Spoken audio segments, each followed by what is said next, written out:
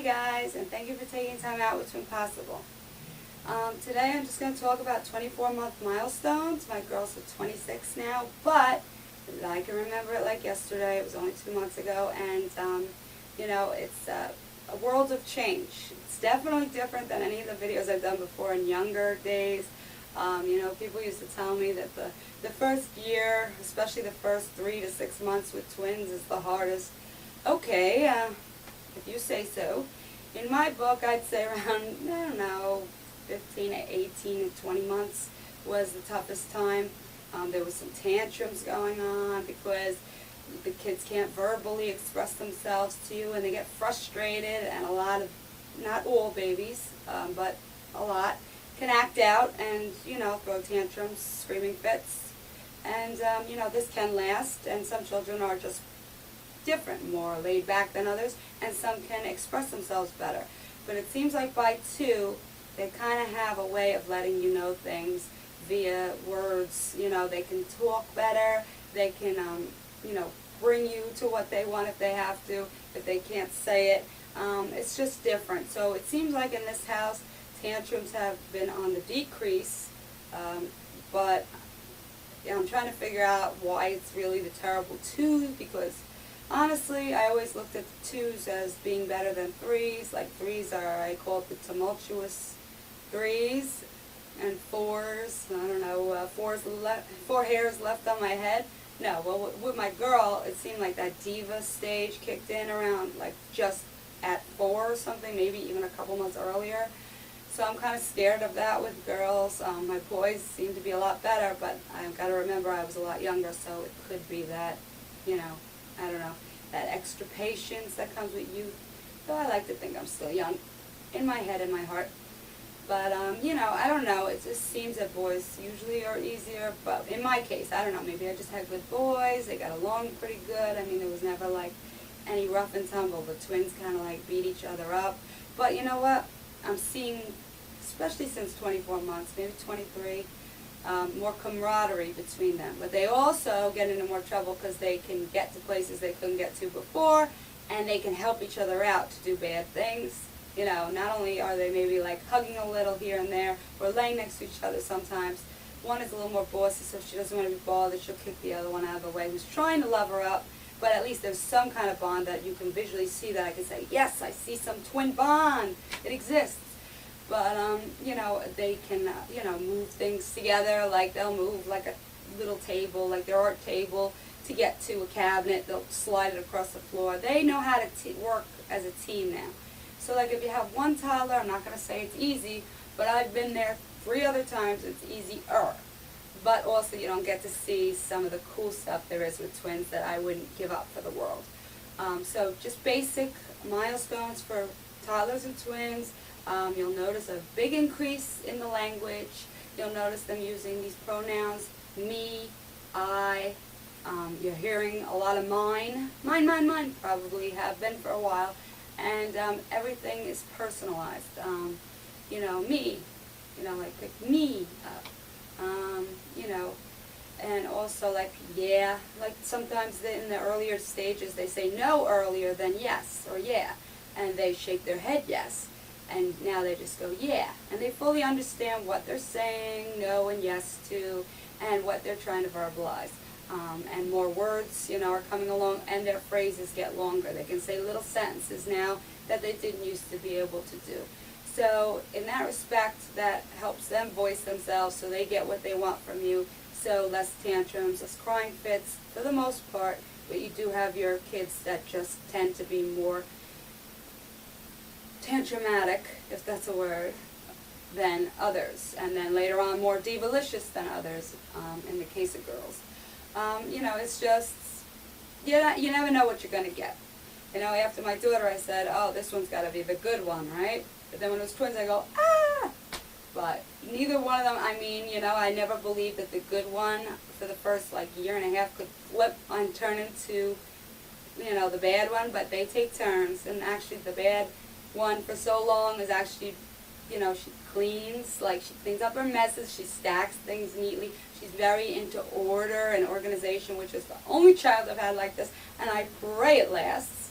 The other one's a little bit more slubble, doesn't mind getting completely dirty and filthy, and the other one's a little more like, okay, I don't want to get my hands so dirty. I want to keep them clean, wash up. She enjoys washing her hands. The other one's kind of like, woo. But you'll see that they, put on their clothes, whether or not they put the shoes on the right feet, whatever, but they're starting to develop a big sense of independence. And this is kind of sad in a way because they don't want your help so much anymore. Like if they're climbing up something and you're getting a little panicked, their coordination, their balance, everything is straight on. So it's a little less running around for you because there's not as much protection, but you still need to be there. But like when you're there too much, they kind of like push you away and don't like, no, me do, It's kind of like, I got this, Mom, in their own way. So, it's kind of sad. You're like, oh, my baby's growing up, doesn't need me. But they still need you. No matter how independent they may think they are, they still need you. And what I like now is like when they run, and this could be with one toddler too, and everybody knows it. When they run away from you at 18 months, they'll go forever. You have to run. They're not afraid of anybody or anything. You got to grab them and take them back. So I used to run, sweat dripping down me all times of the year. And, now it's like one will run off or they'll both run off. And I'll be like, okay, bye. And this started around 24 months. Bye. And I'll start walking away. And, of course, I won't leave them out of my sight. But I'll say, see you later. And that'll be the turning point. And they'll most always come back to me. You'll see them turn around and run. So I'm getting a little less exercise. So I now have to work on that a little more, but a little less sweat, and it's honestly a really good thing. And they're starting to like develop their personalities that are going to be there for the duration, most likely. I mean, one's the good one turned into the bossy one. She might always be a little bossy, but she's not afraid of anybody. She'll let people pick her up. She's very like, naive in a sense, kind of like me, I guess. Or how I grew up, but like, the other one, but not bossy. I'm not bossy. She has like two sides to her, but she's very, now she's really coming to shape. The other one kind of changed from the bossy, scratchy, bitey to the more submissive, more sharing, caring, nurturing, motherly sort. So, with twins you'll see a whole different ball of wax, and don't ever think that one can't turn to the other because they will. But now I think kind of they're a little more set. Having trouble, issues with sleeping. I think one of them is having like night terrors or something. That's an issue, and like I didn't think at 2 years old I'd be back up at night again, but it's really a tough time, I will say. But I know I'll look back on it and it will be all but a memory, and I may even miss it in some sick psychological way. But if you do notice that your child is having trouble sleeping, it could be also the 2-year molars coming in. There's still teething going on, so it could be any number of things. Always, just tend to their basic needs, and if all are met, a little crying is okay. But like one of my twins would cry. She could cry probably for 10 hours, and you just can't. I don't know. Some people can. I don't know. Me and my husband are kind of weak, but like it never took that long. So now we're just going through this thing where I think she's waking up and she's scared. So I've heard that nightmares and stuff can be happening at this stage.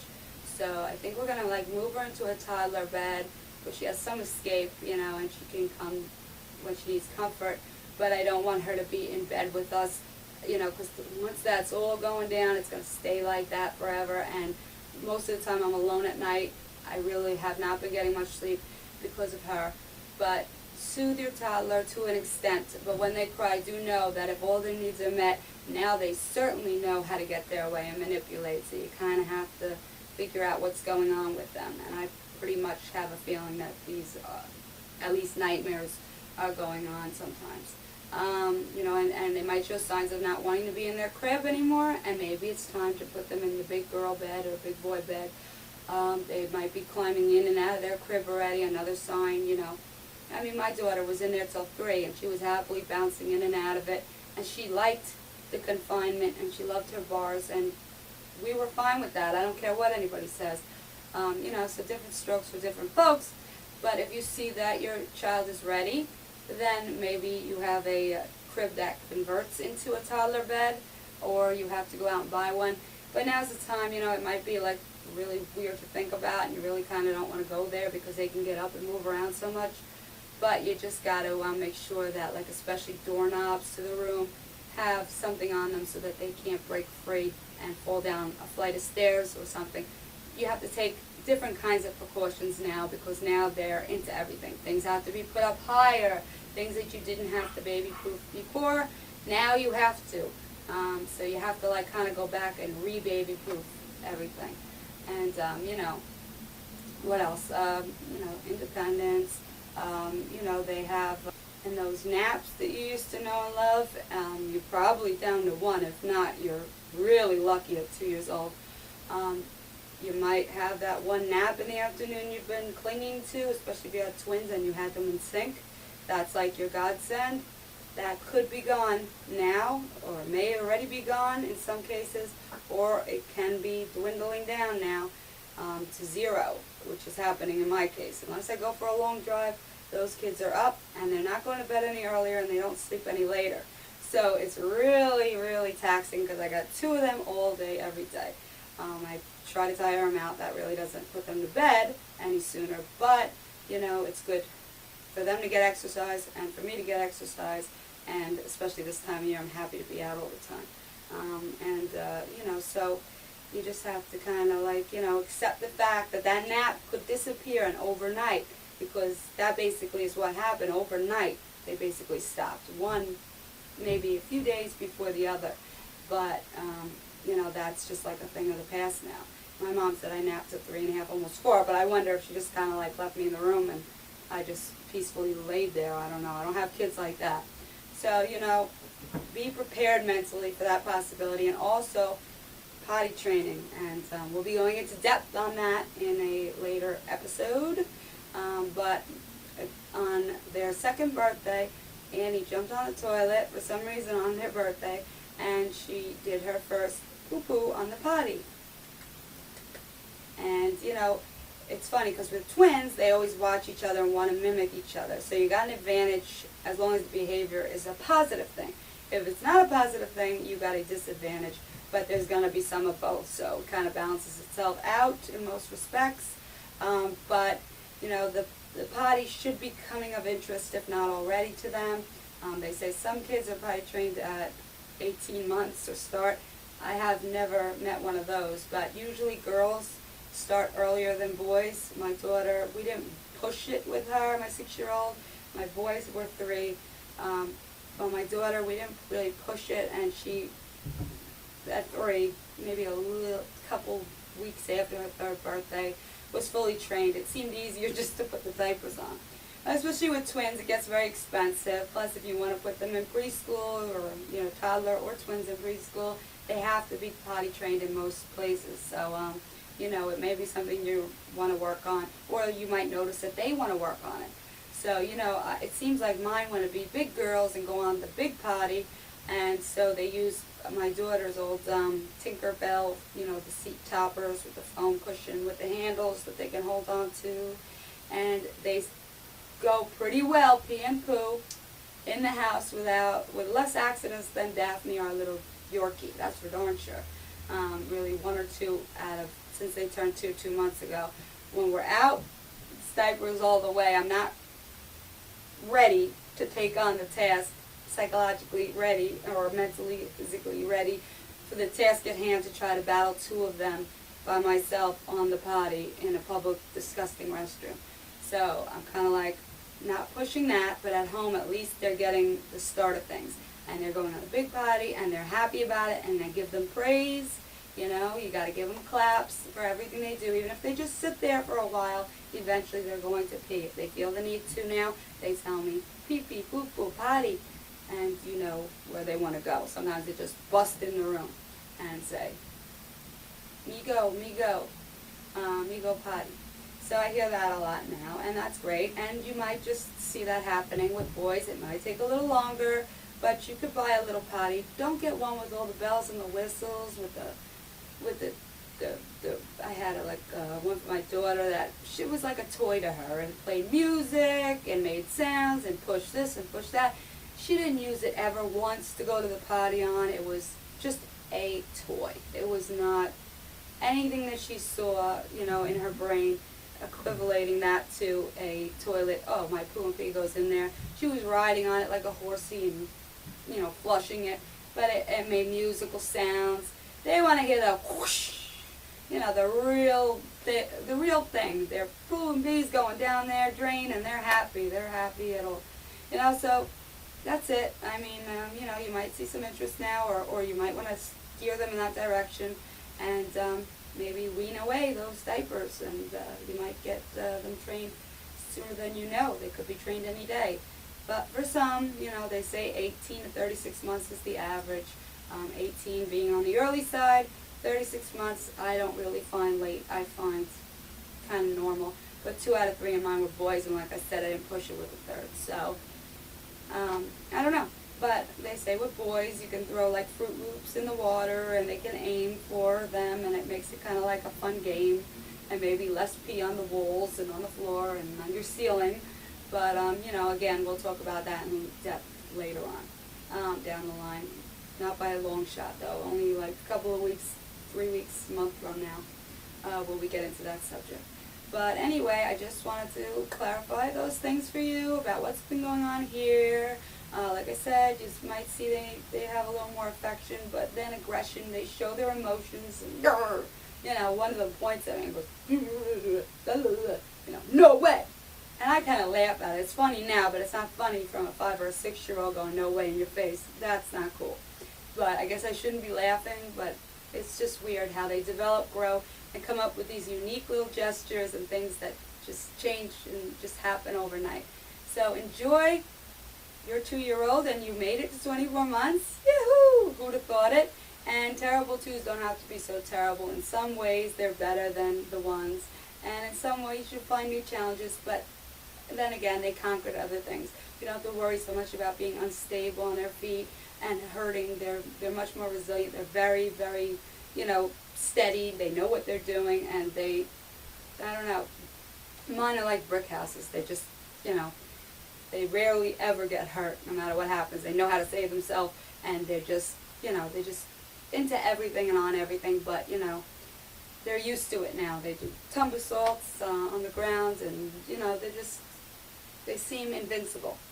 But they're not, so they need your protection, and as do mine.